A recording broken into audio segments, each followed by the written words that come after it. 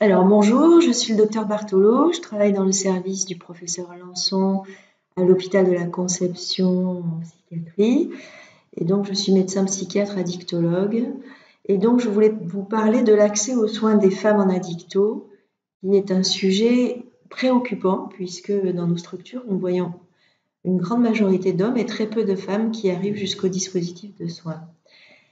La première diapositive, donc pour vous montrer tout simplement que les hommes consomment globalement plus de drogues licites et illicites que les femmes, et sauf pour le tabac, où on a des courbes qui ont tendance à se superposer.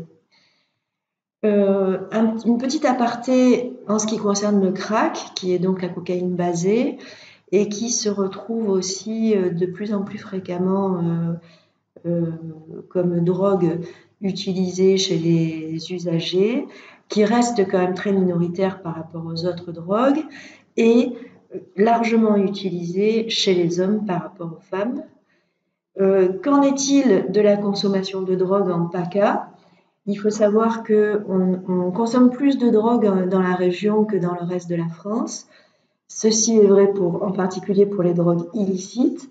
Donc, bien que les hommes soient beaucoup plus souvent consommateurs que les femmes, les écarts sont de l'ordre du simple au double, voire au triple. La singularité de la région PACA est globalement portée à la fois par une surconsommation chez les hommes et chez les femmes.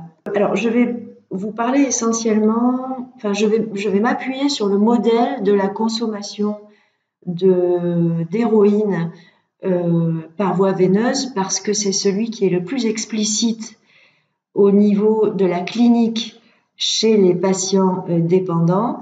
Et donc, concernant l'usage de drogue par voie veineuse, il y a une augmentation chez les femmes et plus particulièrement chez celles qui sont âgées de moins de 44 ans.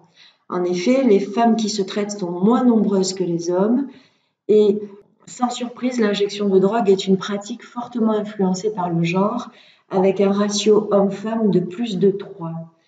Donc, il semblerait également que les femmes aient moins accès à la réduction des risques, du coup se retrouvent de manière moins fréquente dans les dispositifs d'accès aux soins européens. Ce que je suis en train de vous dire est vrai pour toute l'Europe.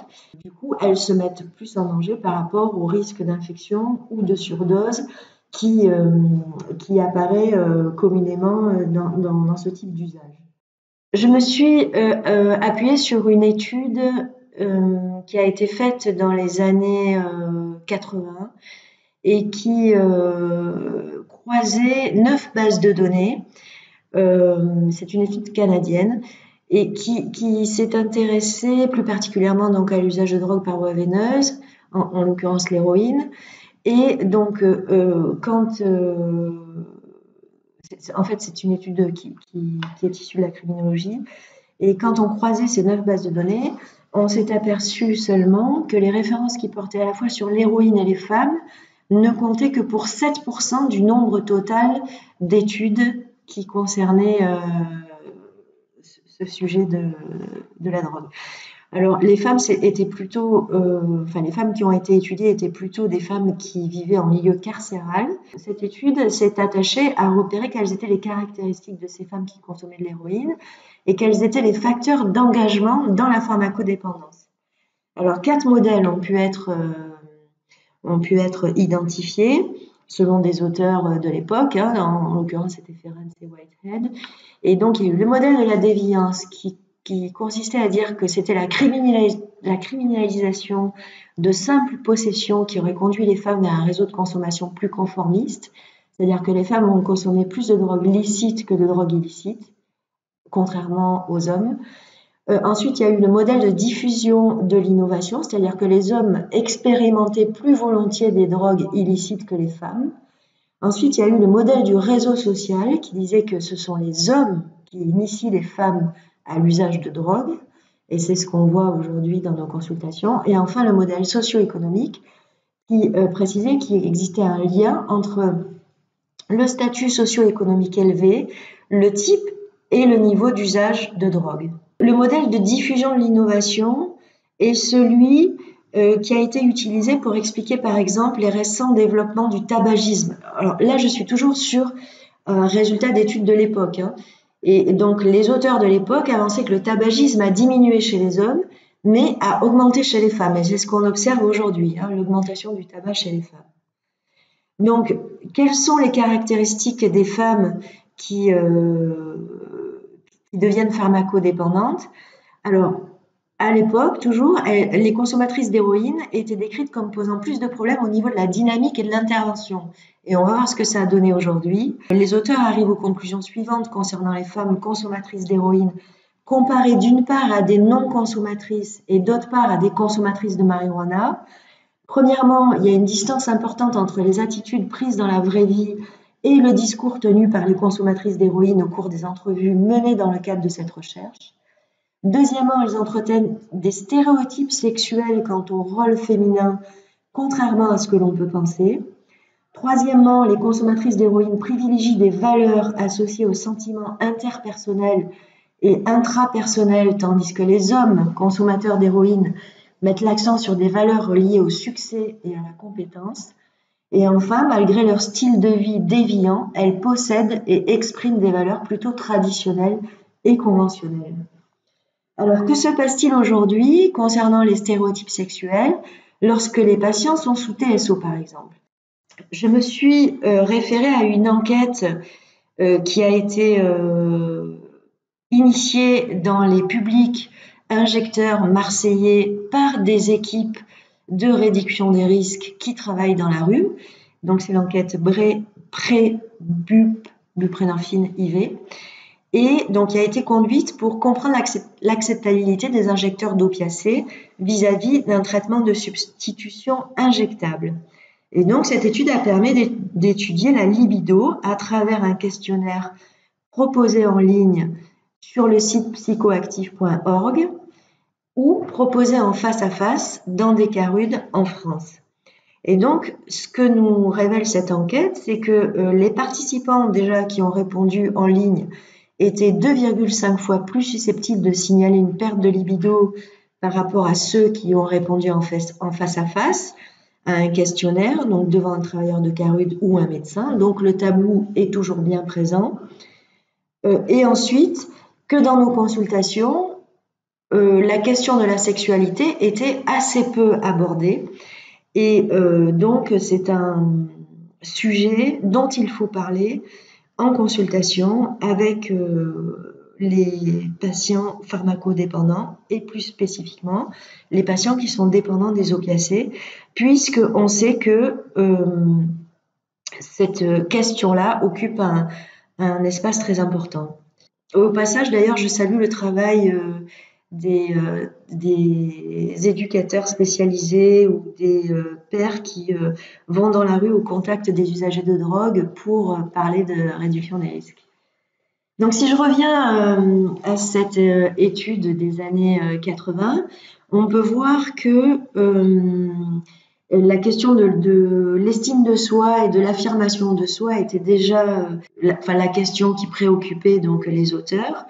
Et donc, ils ont regroupé donc quelques 60 œuvres supplémentaires autour des thèmes suivants. À l'époque, on parlait de psychopathie, de traits névrotiques et de dépression, l'image et l'estime de soi et le support social. Donc, dans ces œuvres, les femmes étaient perçues comme étant plus malades que les hommes ou présentant des pathologies différentes. Il faut savoir qu'aujourd'hui, la psychopathie n'est plus une appellation qu'on utilise pour définir les patients usagers de drogue et on va plutôt essayer de voir quelles sont les comorbidités psychiatriques que l'on peut mettre en évidence et soigner si elles existent, ce qui n'est pas toujours le cas bien sûr pour les usagers de drogue. Au passage, donc, vous voyez que sur ces 3 items, le dernier concerne le support social et je ne développerai pas ce point-là aujourd'hui, j'y reviendrai dans un prochain diaporama puisqu'il concernera tout l'aspect médico-social. Donc, une étude beaucoup plus récente qui date de 2018 définit quelles sont les relations qui existent entre l'usage de substances et la maladie psychiatrique, en l'occurrence lorsqu'elle est basée sur le score polygénique. Donc les comorbidités entre l'usage de drogue et les maladies psychiatriques sont fréquentes. On parle de schizophrénie, de troubles de l'humeur, de déficit de l'attention et d'hyperactivité. L'épisode dépressif majeur est bien sûr la caractéristique qui se retrouve le plus fréquemment, et les troubles anxieux qui sont aussi retrouvés très fréquemment. L'étude concernait 534 patients qui ont été recensés comme présentant un critère de dépendance sur le DCM4 et 587 patients contrôle. Les scores polygéniques de schizophrénie étaient plus élevés chez les femmes que chez les hommes abusant d'alcool. Et les femmes avaient une probabilité plus basse que les hommes à développer un abus de substance à score polygénique similaire, probablement à cause du haut niveau de pression sociale exercé sur les femmes quant à l'abus de substances. Qu'en est-il des soins psychiatriques et addictologie en France? Donc, en 2016, on observait que les addictions avec produits avaient été la 5e cause d'hospitalisation en psychiatrie pour les femmes, la 4e cause pour les hommes et la 6e cause de suivi ambulatoire en psychiatrie pour les femmes comme pour les hommes. Ce qui veut donc dire que l'entrée dans les dispositifs de soins se fait lors de la crise, par les urgences et plus fréquemment pour les hommes. Donc, d'où l'importance du diagnostic précoce, puisqu'on sait que les maladies mentales touchent 20% de la population, que l'espérance de vie des malades est de 15 ans inférieure à la moyenne, que le taux de suicide est très élevé et largement supérieur à celui des pays voisins, que les diagnostics tombent trop tard, en particulier chez les jeunes adultes qui cumulent souffrance, stigmatisation et troubles somatiques. La psychopathie dont on parlait à l'époque, les traits névrotiques et la dépression étaient décrites comme une personnalité antisociale, passive et dépendante avec des traits antisociaux et caractérisés par des variantes d'une symptomatologie psychotique. Et les résultats ne démontraient à cette époque aucune différence significative au niveau des dimensions cliniques, au type de psychopathie, selon le sexe.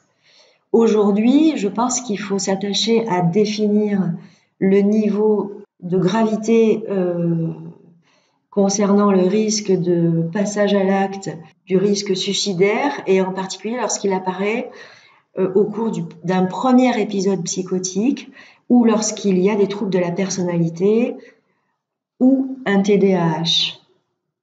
Et lorsqu'on a affaire à ces patients qui présentent ces symptômes, il faut rester d'autant plus attentif qu'il s'agit d'une femme, qu'il y a des antécédents de TS ou l'existence d'hallucinations. Alors, juste un petit mot sur l'insight pour vous dire que le mésusage de substances et l'insight sont des facteurs de risque de tentative de suicide avant et après l'éclosion du premier épisode et qu'il est souvent associé au risque de suicide, à la conscience douloureuse de la maladie et des pertes consécutives à l'autostigmatisation et aux perturbations des cognitions sociales. Donc, un nombre considérable de rapports cliniques faisait ressortir à l'époque la dépression comme fortement associée à la suétude aux opiacés. C'est toujours vrai. On a quand même un pourcentage très élevé de patients dépressifs ou faisant des épisodes dépressifs récurrents qui sont dépendants des opiacés et non traités, qui sont éloignés du système de soins. L'image et l'estime de soi est là aussi quelque chose qui revient très souvent chez les toxicomanes. Et il faut savoir que les femmes ont une plus faible estime de soi que leurs homologues mâles et que les femmes non consommatrices. Gardez en mémoire que les toxicomanes des deux sexes auront toujours une plus faible estime de soi qu'une population non toxicomane. Voilà, j'en ai fini pour la première partie de mon diaporama. La deuxième partie concernera plutôt le support social et la réduction des risques et s'attachera à démontrer si il y a un intérêt à créer des dispositifs de soins spécifiques pour les femmes ou réserver un accueil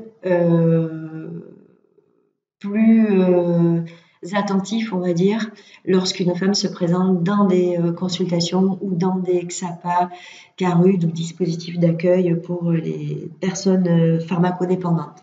Je vous remercie. À bientôt.